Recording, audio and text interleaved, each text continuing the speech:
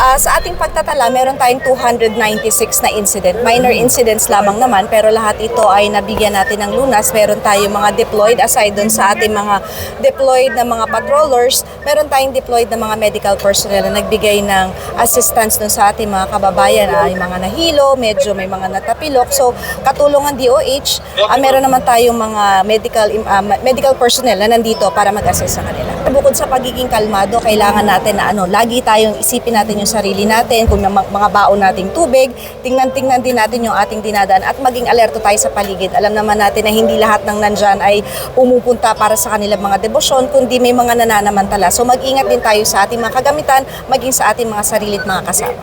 Mula po dito sa Quiapo, Manila, at sa ngalan po ng aming Regional Director ng NCRP o Police Major General Anthony Avelin, at sa aming pong Force Commander ng RMFB NCRP o Police Colonel Celso M. Rodriguez. Ako po ang inyong Police News Network correspondent, kasama si Patrolman Shubal.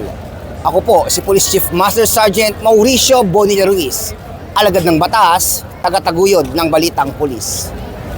Police News Network, alagad ng batas, tagapagtaguyod ng balitang pulis, sandigan ng mamamayan, patnubay ng katotohanan.